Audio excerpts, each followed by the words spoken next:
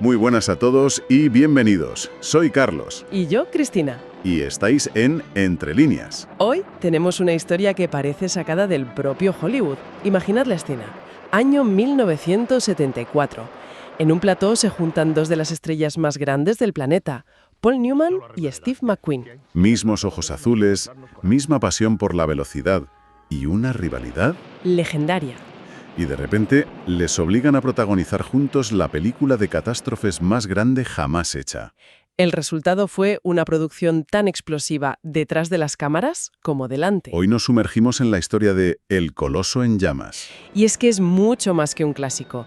Es la crónica de un duelo de egos brutal. Una proeza técnica increíblemente peligrosa y, lo más sorprendente de todo, es la historia de cómo una película acabó salvando vidas en el mundo real. Exacto. Vamos a desgranar cómo se montó esta superproducción, los detalles de esa pelea de titanes y cómo al final la ficción impactó en la seguridad de los rascacielos que habitamos hoy. Es una historia increíble, sobre ambición, tecnología y una enemistad que, bueno, por una de esas carámbolas del destino, nos hizo un favor a todos. Pues vamos a ello. Principios de los 70. Hollywood está obsesionado con el cine de catástrofes. Totalmente. Y el rey era el productor Irwin Allen, que venía de reventar la taquilla con La aventura del Poseidón. El maestro de las catástrofes, le llamaban. Quería hacer algo todavía más grande. Pero claro, ¿cómo superas un barco que se da la vuelta? Pues la oportunidad le vino de la forma más rara posible. Absurda, diría yo. Resulta que dos estudios gigantes, la 20th Century Fox y la Warner Bros., se dan cuenta de algo terrible, ¿De qué? de que han comprado a la vez los derechos de dos novelas que son prácticamente idénticas. No me digas. Sí, sí. Una se llamaba The Tower, la otra The Glass Inferno, y las dos iban de lo mismo. Un incendio brutal en un rascacielos modernísimo. Espera un momento. ¿Cómo puede pasar eso? ¿Que dos estudios rivales no se enteren de que van a hacer la misma película? Pues fue una mezcla de prisas, competencia feroz. Todos querían su película de catástrofes. Lo normal habría sido una guerra. Una carrera para estrenar primero y seguramente con dos películas mediocres que se habrían hundido mutuamente, Exacto. Pero aquí es donde entra la genialidad de Irwin Allen. que convenció a dos enemigos para que colaboraran. Eso en el Hollywood de la época. Era impensable. Era como pedirle a leones y tigres que compartieran la cena. ¿Y qué les propuso? Algo que no se había hecho nunca, les dijo. En lugar de competir, vamos a unir fuerzas. Por primera vez, dos grandes estudios coproducirían una película. Claro. Y al unir fuerzas, unieron presupuestos. Justo. De repente tenían 14 millones de dólares de la época. Una barbaridad. Ya no estaban haciendo una película, estaban creando un evento. Y con ese dineral, la escala del proyecto. Se disparó, totalmente. Construyeron 57 sets de rodaje. 57, un récord absoluto para una sola película. Una locura. Y luego el reparto. Allen tenía una teoría. Llenar la película de tantas estrellas que el público no pudiera adivinar quién iba a sobrevivir. Qué buena estrategia. Tenías a William Holden, a Faye Dunaway, a Fred Astaire, gente de primerísimo nivel hasta en los papeles pequeños. La idea era crear una tensión constante, la sensación de que cualquiera podía morir. Y para encabezar ese reparto, claro, necesitaban a las dos estrellas más grandes. Y ahí es donde el incendio de verdad El de los egos. empezó a arder fuera de la pantalla. Hablemos de esa rivalidad. Paul Newman contra Steve McQueen. Se las traía. Era una de las más famosas de Hollywood. McQueen, que se hacía llamar el rey de lo cool, tenía un resentimiento casi obsesivo hacia Newman. ¿Por qué? Lo veía como el actor prestigioso, el favorito de la crítica, el que se llevaba los buenos papeles. Y eso le comía por dentro. De hecho, años antes ya había rechazado hacer Dos hombres y un destino con él, ¿Y eso? Si es un peliculón. porque no le garantizaban salir el primero en los créditos. Madre mía. Así que cuando le ofrecieron El Coloso en Llamas, vio la oportunidad de revancha. Y no la desaprovechó. Sus exigencias fueron, bueno, de película de comedia. La primera batalla, por supuesto, los créditos. Me lo imagino. Los dos querían ser el número uno. Por contrato, además, era una situación imposible de resolver. ¿Y cómo lo hicieron? Porque en el póster final es verdad que no está claro quién va primero. Usaron una solución de diseño gráfico que es pura genialidad. Pusieron los nombres en diagonal. En diagonal. Sí, El de Steve McQueen está más a la izquierda, así que si lees de izquierda a derecha, él es el primero. Vale. Pero el de Paul Newman está un poquito más arriba, así que si lees de arriba a abajo, él es el primero. Es brillante. Técnicamente los dos eran el número 1, una obra de arte de la diplomacia de Hollywood. Increíble. Una metáfora visual de dos egos gigantes en equilibrio. Pero la cosa no acabó ahí, ¿verdad? Ni de lejos. Eso era solo el aperitivo.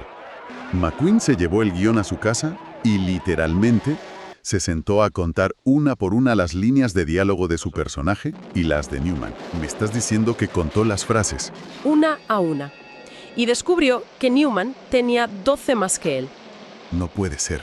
Es un nivel de obsesión. Casi enfermizo. Me imagino la cara del guionista. Pues imagínatela, porque se plantó en su despacho y le exigió que añadiera exactamente 12 líneas a su personaje. 12 exactas. Y no solo eso, se aseguró por contrato de que su personaje, el jefe de bomberos, tuviera la última frase de toda la película. Quería la última palabra, en todos los sentidos. ¡Qué barbaridad! ¿Y Newman cómo reaccionaba a todo esto? Porque tampoco era un santo. La frustración de Newman era enorme. Un amigo suyo contó que en el plató estaba harto de las tácticas de McQueen. Llegó a llamarlo chicken shit, que viene a ser cobarde de mierda, por todas esas maniobras. Entonces el ambiente en el rodaje sería tenso, por decirlo suavemente. Sorprendentemente no era una guerra abierta. Fuera de estas peleas profesionales, mantenían una relación cordial. ¿En serio? Sí, incluso se les veía jugando al póker en los descansos. Era un pulso profesional, una guerra fría por el estatus, pero no llegó a ser un odio que paralizara el rodaje. Una guerra fría que se desarrollaba en un plató que, por lo que contáis, era un auténtico infierno. Literalmente. Y es que hay que recordar una cosa clave. Esto se hizo antes de los ordenadores. No había CGI. Cuando vemos fuego en la película, Es fuego de verdad. Irwin Allen estaba obsesionado con el realismo, y eso llevó la producción a niveles de peligro que hoy serían impensables y probablemente ilegales. completamente. Hablando de misterios y de historias al límite, si os gustan estos análisis en profundidad, recordad suscribiros al canal. Tenemos una colección completa sobre Caballo de Troya y muchísimos otros enigmas que os van a fascinar. Volviendo al fuego, ¿cómo se crea un infierno en un plató de forma, digamos, controlada? ¿Era seguro? La respuesta corta es que no lo era. Para las tomas de lejos, construyeron maquetas gigantes.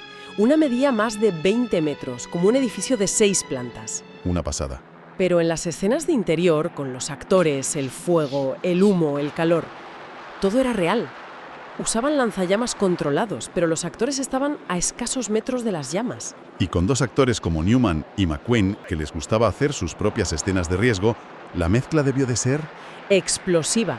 Ambos hicieron muchas de sus escenas peligrosas. Newman acabó con una quemadura y McQueen con un tobillo torcido. Pero el peligro real era para los especialistas. Desde luego. Hay una escena terrible en la que el personaje de Robert Wagner es devorado por el fuego.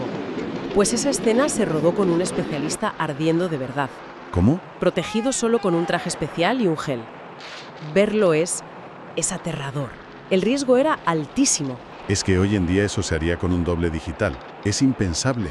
Pero creo que el clímax de toda esta locura llega al final. Sin duda, la escena final, cuando deciden inundar los pisos de arriba para apagar el fuego. Es una de las secuencias más peligrosas que se han filmado nunca. ¿Qué hicieron exactamente? Instalaron en el techo del plató unos tanques de agua gigantes. Y los detonaron, ¿Detonaron? sí. Liberaron de golpe casi 4 millones de litros de agua. Una locura. Y esa avalancha de agua cayó sobre los actores. Directamente sobre ellos. Arrastró a todo el reparto, incluyendo a un Paul Newman de casi 50 años y a un William Holden que pasaba de los 55. El pánico que se ve en sus caras. Es completamente real. No están interpretando.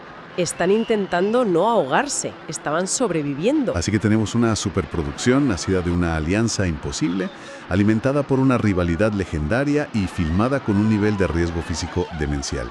Es una historia de Hollywood fantástica. Pero lo más increíble es que el legado de la película va mucho más allá. Exacto. ¿Cómo es posible que una película de catástrofes terminara cambiando el mundo real? Pues porque conectó con un miedo muy real de la época.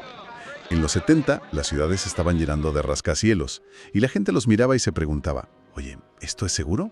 ¿Qué pasa si hay un incendio ahí arriba? Y la película no solo hizo la pregunta, sino que dio respuestas muy concretas. Y muy bien documentadas además. Así, ¿No se lo inventaron? para nada. El guionista, Sterling Siliphant, hizo una investigación brutal. Habló con jefes de bomberos, con arquitectos. La película denuncia prácticas de construcción reales y peligrosísimas de la época. ¿Qué tipo de prácticas? Pues las mismas que vemos en la película. Recortes en el presupuesto, que afectaban al cableado eléctrico, convirtiéndolo en una mecha. Madre mía. Sistemas de ventilación que, en lugar de contener el humo, lo esparcían por todo el edificio. Y sobre todo, los huecos de los ascensores, que actuaban como chimeneas gigantes, llevando el fuego a los pisos superiores en minutos. O sea que la película fue como una especie de documental de terror para el gran público. Les enseñó cómo esos edificios tan modernos podían ser trampas mortales. Precisamente. Y el impacto fue inmediato. Generó una presión pública enorme sobre los ayuntamientos. La gente salía del cine y miraba los edificios de otra manera. Claro, en ciudades como Chicago o Nueva York se vieron obligados a revisar y endurecer los códigos de construcción para edificios altos. Y se puede trazar una línea directa entre la película y, por ejemplo, los aspersores que vemos hoy en los techos. Se puede. La película fue un catalizador. Los jefes de bomberos la usaron como argumento. Iban a las reuniones y decían: ¿habéis visto el coloso en llamas? Pues eso puede pasar aquí si no instalan rociadores automáticos. ¡Qué fuerte! La conversación final de la película, cuando el arquitecto le pregunta al bombero de McQueen cómo deberían construir para que fuera seguro, se convirtió en un símbolo. La ficción estaba planteando la pregunta que los legisladores tenían que empezar a responder. Es el resultado de una alianza histórica, de una batalla de egos y de un rodaje de altísimo riesgo. Totalmente. Pero su verdadero legado no son los Oscars que ganó. Su legado está en las normativas que ayudó a cambiar.